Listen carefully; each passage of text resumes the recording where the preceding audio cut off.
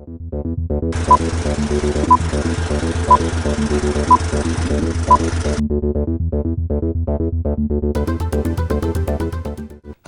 and welcome back to another episode of Reeltv. On our show, we report and discuss the latest movie news, as well as bring you the scoop from behind the scenes in Hollywood. I'm your host, Adam Murray. And I'm also your host, Kyle Wexler, and today we'll be discussing Divergent.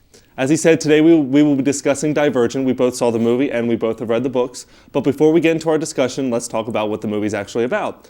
It's about a girl named Beatrice Pryor, and she lives in a dystopian society, which was Chicago, which they said in the books and the movie.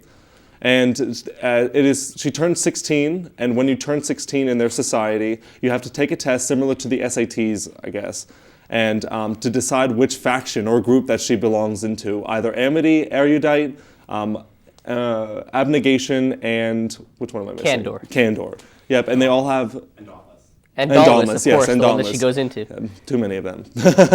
But anyways, she decides to go into a faction, and then it just kind of just goes from there. And we don't want to spoil anything for you, but, but what did you think about it? I thought it was great. Divergent comes at you like a train coming at you, and you got to jump like Shailene Woodley's character, Triss. You got to jump on while it's going, and it just comes at you with different action-packed moments, different intense, logical thinking, and I thought it was incredible. Mm-hmm. I thought it was really good too, actually. A lot of people, especially critics, have compared it to The Hunger Games, which I think is part of maybe the marketing strategy for that. But I can see where they come from that. But I feel like some people that say, "Oh, it's just The Hunger Games. I don't have to see it."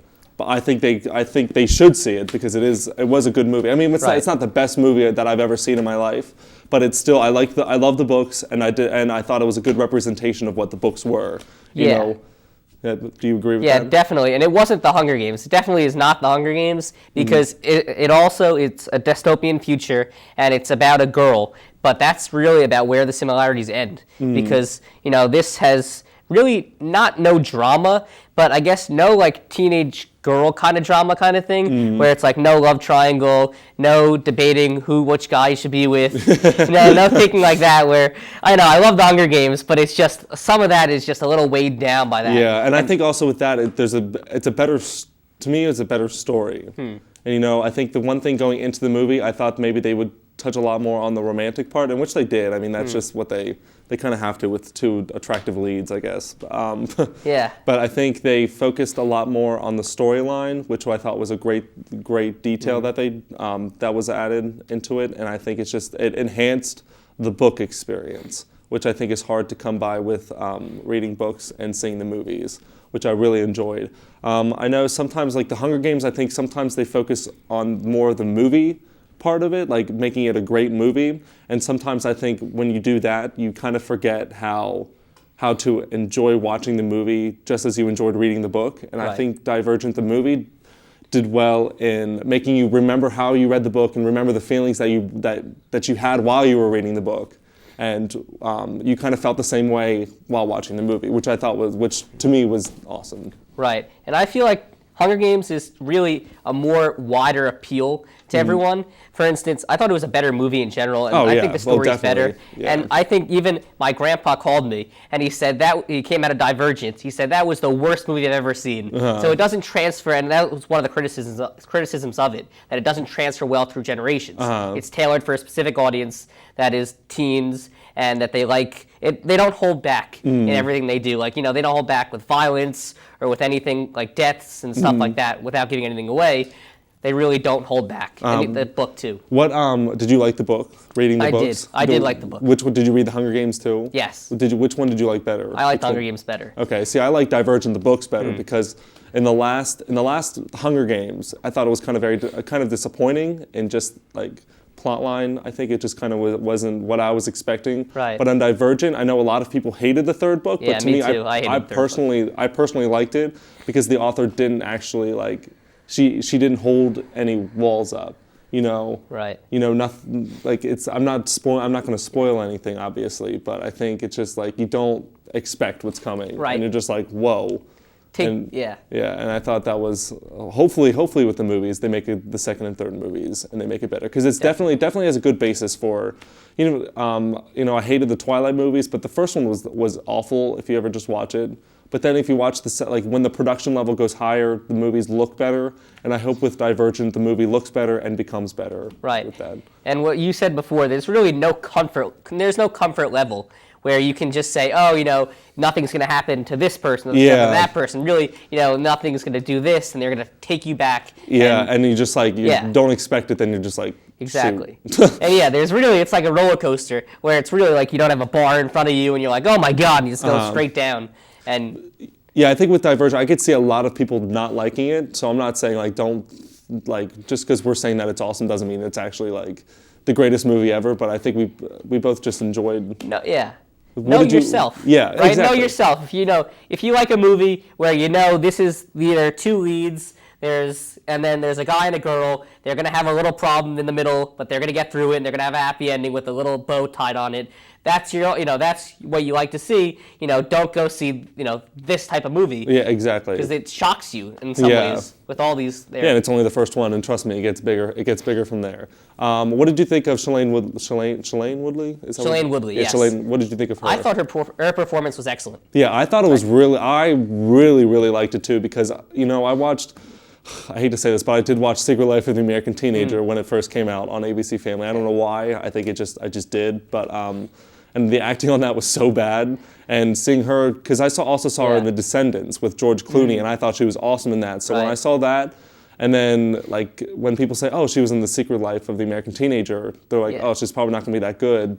In my mind, I'm like, oh, I saw The Descendants and she had potential. Right. So I kind of just went into the movie just open-minded, and I thought I was really happy with her performance. I did too. And even when my grandpa had called me, he said, oh, what's that girl's name? And I said, Shailene Woodley. He said, oh, she was really good. Yeah. And I thought that the two leads, her and Theo James, were really good together. Yes, exactly. And before, his biggest thing on his resume was being a dead person in Downton Abbey, just laying dead in a bed. And that was his biggest performance. Yeah, and I think the chemistry between them was really, they were great. Good. And he peeled back layers of his character, throughout the movie, and he did a great job of showing his true self while the movie evolved. Yeah, and I think she, with Katniss Everdeen in The Hunger Games, Jennifer, it kind of is like a flat character. I think all characters in young adult novels have flat qualities, but I think with Shailene Woodley, what she did, she made the character, because the character itself is supposed to be innocent yet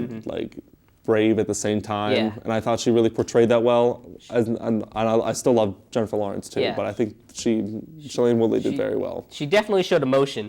Yeah, Jennifer Lawrence, who was really inner emotion that she had to show, and then Shailene Woodley really showed it out and put everything out there. Yes, I thought so too.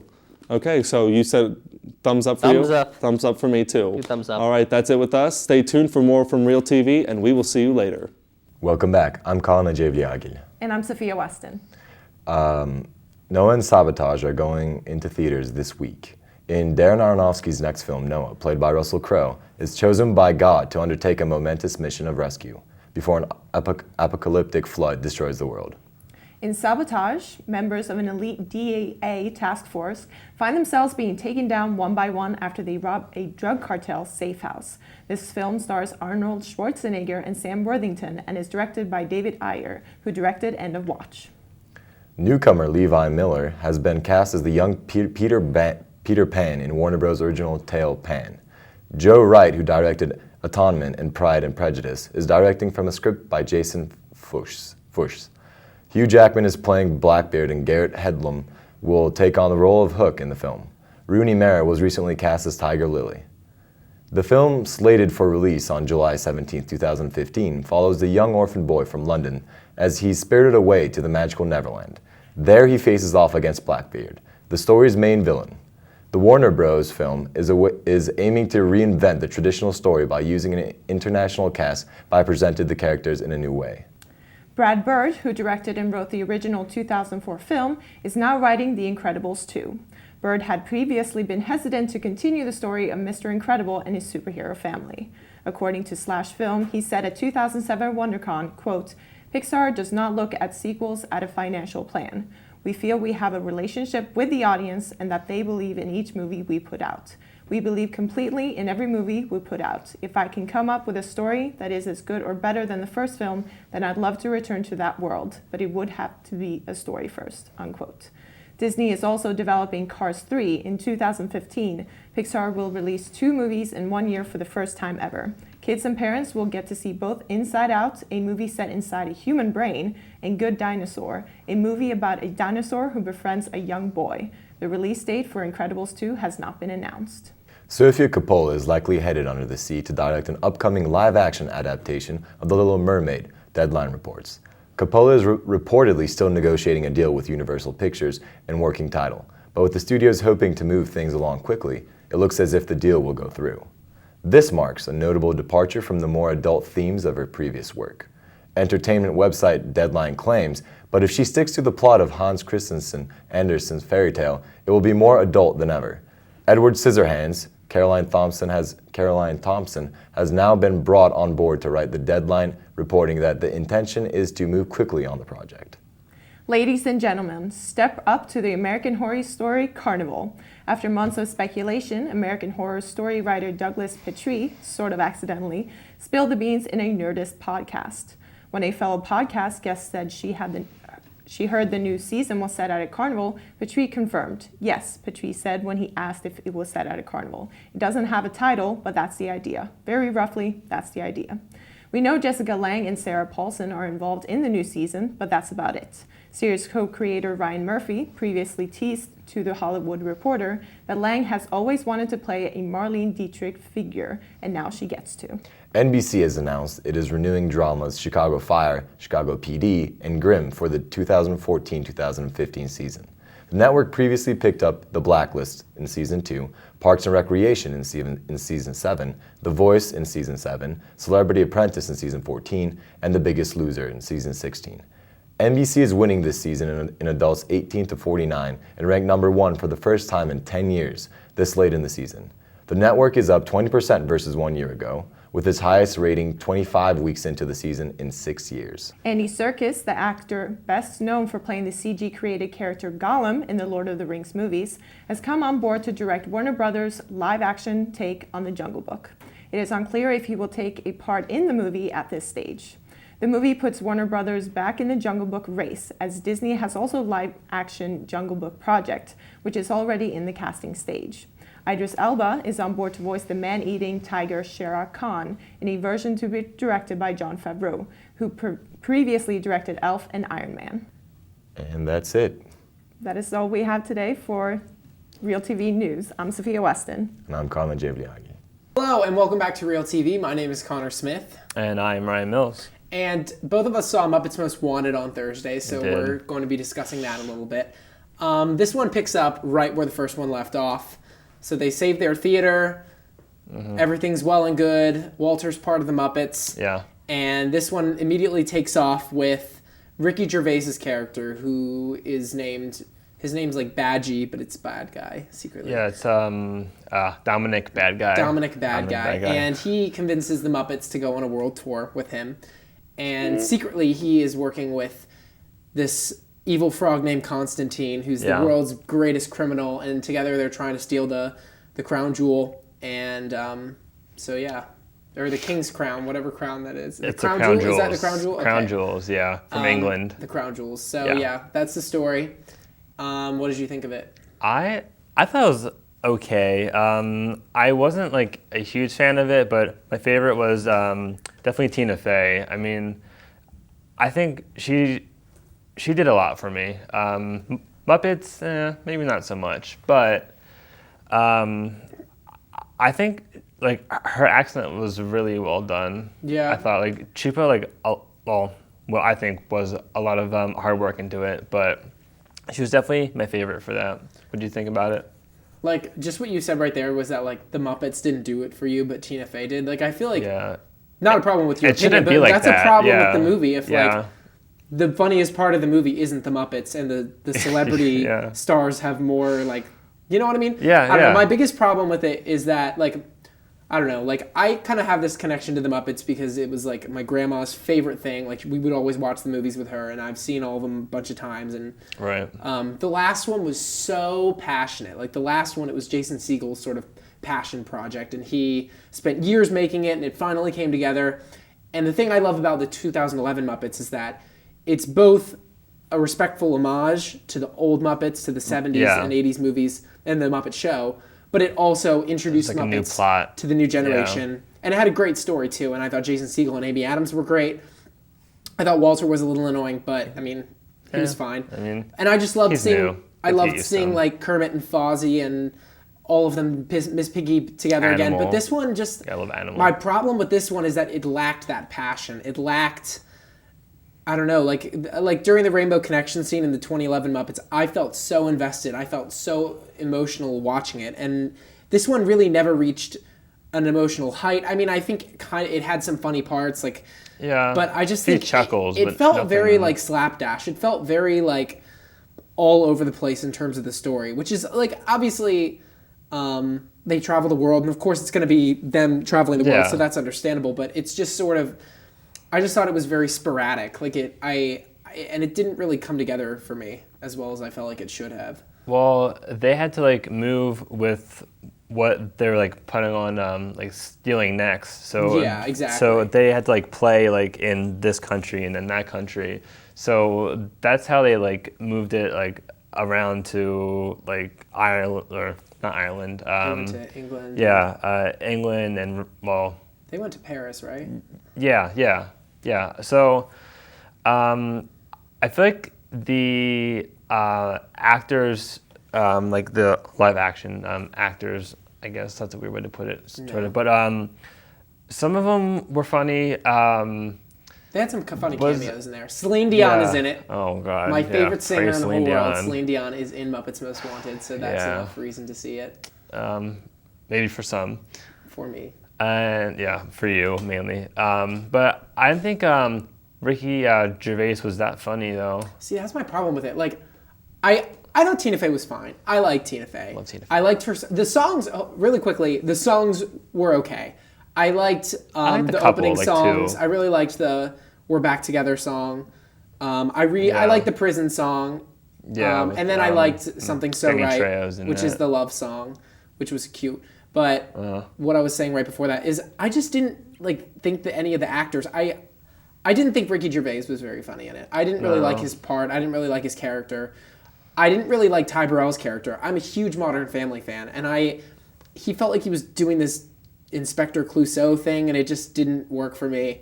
And then also, I mean, I like Tina Fey, but at the same time, like, I want to see a Muppet movie about the Muppets. I want to see a Muppet movie about their character relationships. Less cameos, you think? And I mean, not so much the cameos, but like, I want to focus on the Muppets. And when like 1/5 of the movie takes place with her in her prison, and then some of it is the bad guys, and some of it is the relationship between the inspector and the blue bird. I don't know what the Muppet's name is, but I just felt like it was lacking focus. I felt like the movie just lacked a focus, and because of that, it took away from the relationships of the actual Muppets, and it focused too much on the actual actor characters.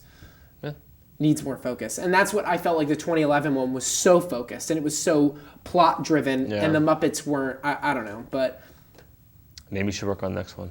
I know, probably should. Yeah. But that's all we have for that. I would say give it a rental. I'd say rent it. I don't know if it, or a matinee. I don't know if it's worth full price ticket, but... Not matinee. We'll be back with some trivia, so thanks for watching. Hello, and welcome back to Reeltv. I'm Brian Seekapon, and now it is time for trivia.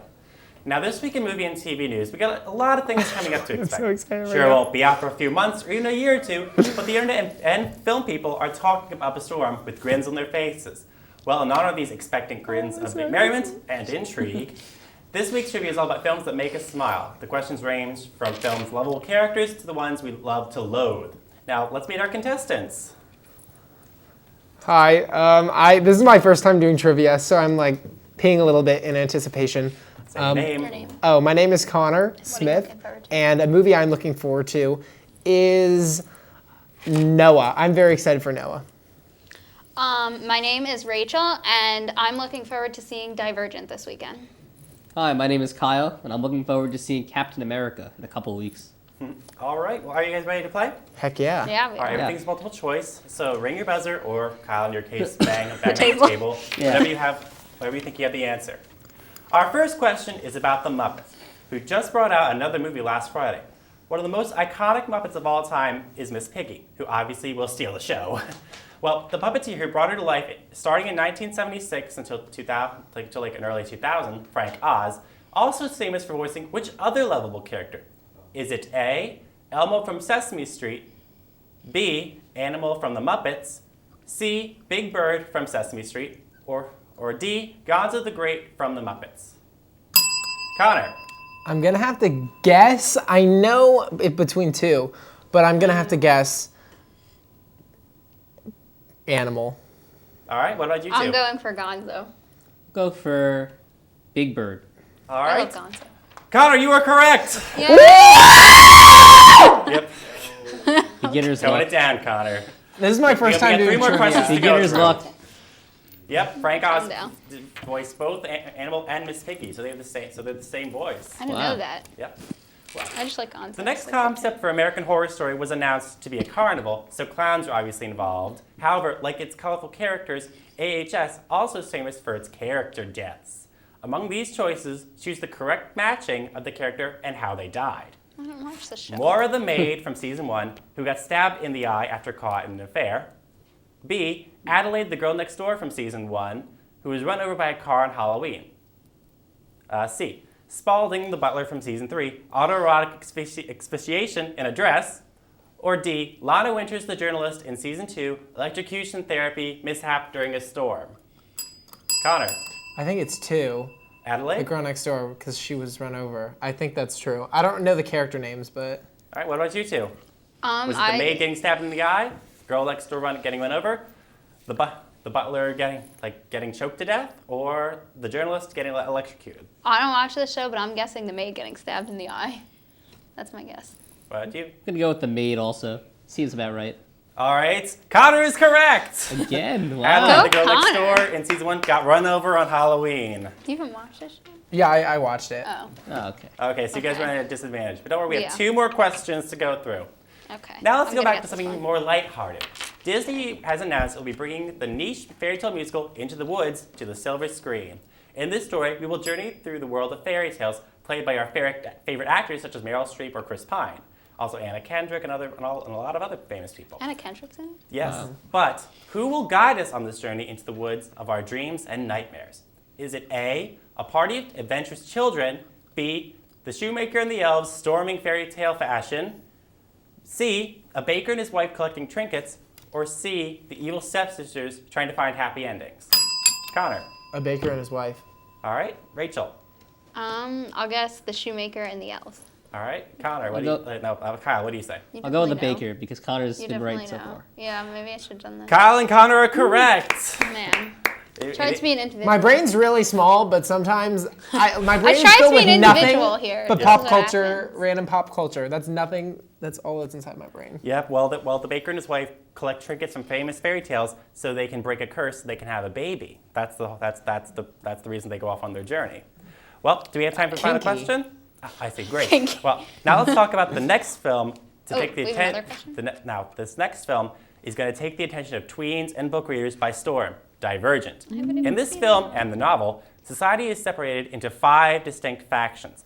Pick one of these 4 that aren't in the series.